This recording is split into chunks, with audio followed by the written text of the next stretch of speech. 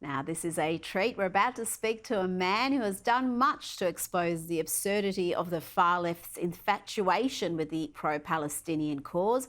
Comedian Daniel-Ryan Spaulding first appeared on my radar when I came across this superb video of him last year, filmed shortly after Hamas's October 7 terrorist attack on Israel, and the worldwide anti Israeli protests that followed. This man just says it like it is. I think it's a little ironic that the people who seem to be defending Hamas online are also the ones they'd be most likely to kill. Oh, no, I'm sure the Islamic terrorists would love you, queer intellectual feminist. We're freedom fighters. They're fighting for their land, and I'm fighting for my right to purple hair.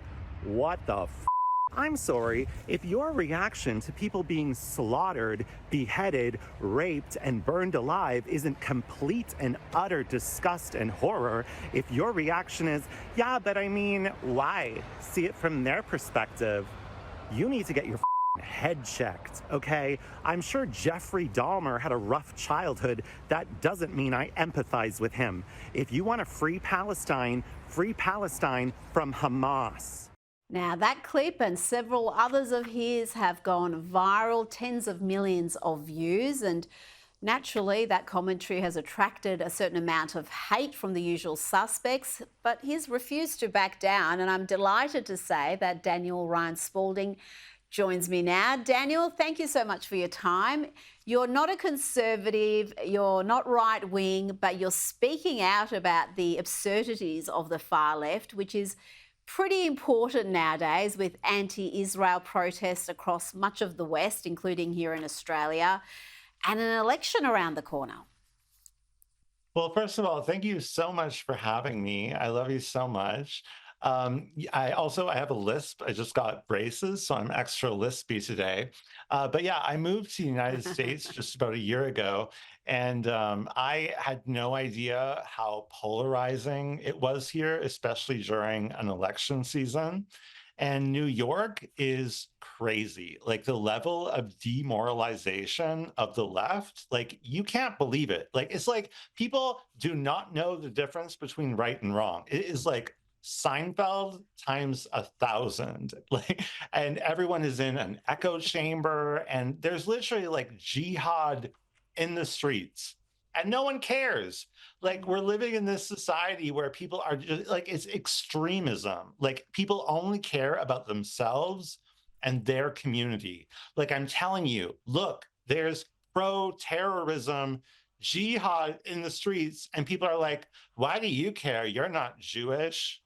I'm like, yeah, that's not how ISIS works. Like, if they start shooting up Times Square, they're not going to be like, hey, I'm looking for Barry Levinstein. Like, it's terrorism. But that's how nuts the left has become. Like, we got to rein this in. Oh, you do have to. And yeah, New York does seem to be a bit of an epicenter for it. It's interesting, though, in Israel, there seems to be a bit more clarity around even US politics. There was an interesting poll from Channel 12 there, which found that the majority of Israelis would vote for Donald Trump if they could participate in the US election. That survey found 58% would vote for him, 25% for Harris, and 17% were undecided. But in the US, we know the majority of the Jewish community has backed the Democrats. You're part of the LGBT community. I don't know if you see yourself as part of the broader alphabet. No, I'm just community. I'm just a power gay, just a G. You're a power gay. That's good. Well, there is. I was going to ask you about that. There is this split happening between the LGBTQIA plus community, where the lesbians and the gays and the power gays like yourself are saying, we've got our own agenda, and some of your activism really doesn't work for us. Well, it's the purple hair girls who love jihad. I'm not into it. Okay, I'm not into it. I love that. Now, as a gay man, is there anywhere else in the Middle East other than Israel where you could be yourself, where you have rights and protections like everybody else? No. I believe in Turkey and in Jordan, it's not illegal, but otherwise, no one is having a pride parade in Syria. No, it's just Israel. Yeah. Well, not only are you not having pride parades, some of those countries have all sorts of penalties for homosexuality, Yes. some of them including death. Again, I don't see marches out on the streets of New York over that. Now, I just want to play another one of your videos for our audience. In this one, you question the left's hypocritical perception of morality when it comes to this issue.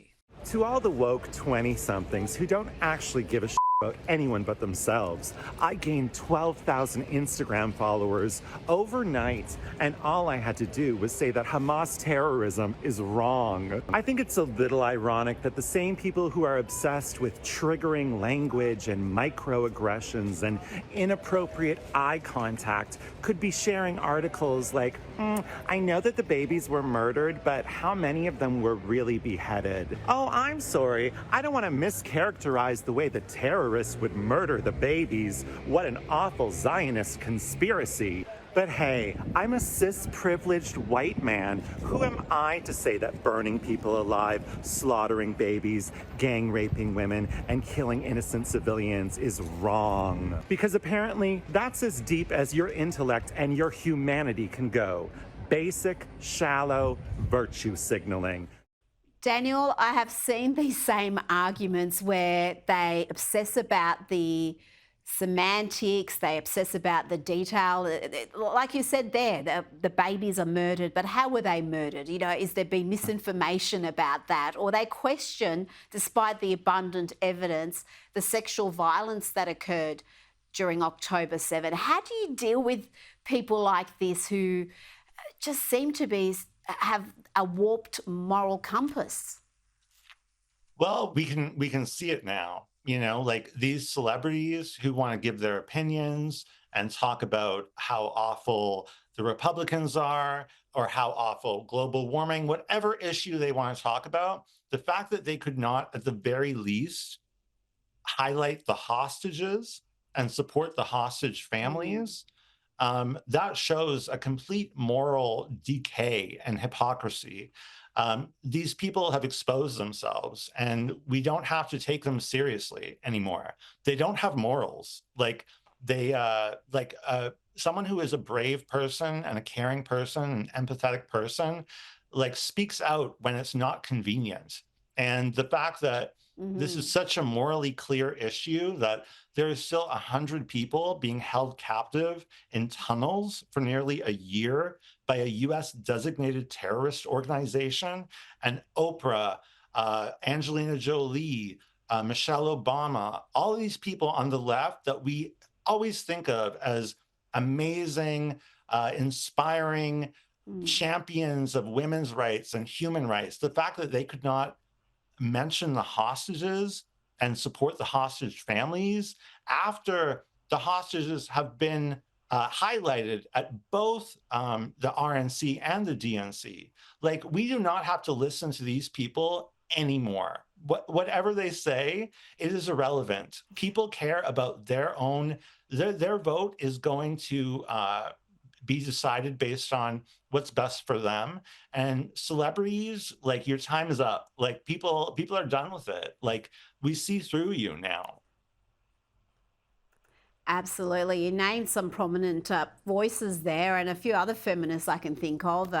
Cynthia Nixon, Susan Sarandon, the Hadid well, they're sisters. just like, Daniel-Ryan Spaulding, thank you so much for your time this evening. thank you so much.